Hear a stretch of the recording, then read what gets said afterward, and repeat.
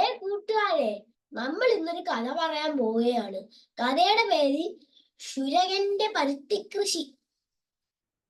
ഒരു ദിവസം ഹോജ തന്റെ മുടി വെട്ടുവാനായി ശുരകന്റെ കടയിൽ ചെന്ന്.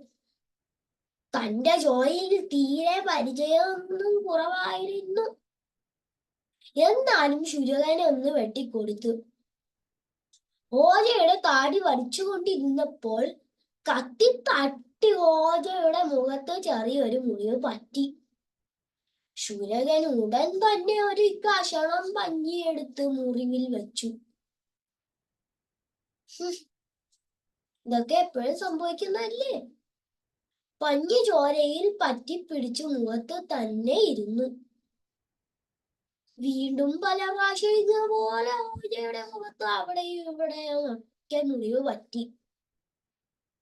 ഹോജയുടെ ഒരു അവസ്ഥ ചുരുക്കി പറഞ്ഞാൽ, ഹോജയുടെ മുഖത്തിന്റെ ഒരു വശം പഞ്ഞി കൊണ്ട് നിറഞ്ഞു.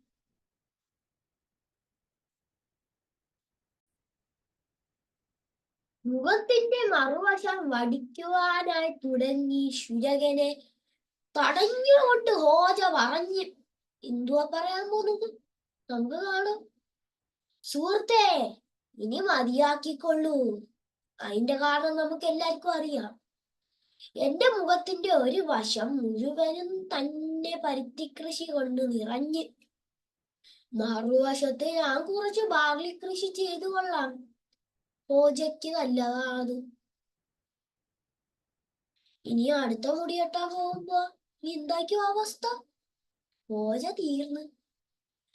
ഇത് കേട്ടു അന്തം വിട്ടു നിന്ന ശുരകനെ നോക്കി ഒരു ചിരിയും ചിരിച്ചു ഹോജ ഇറങ്ങിപ്പോയി.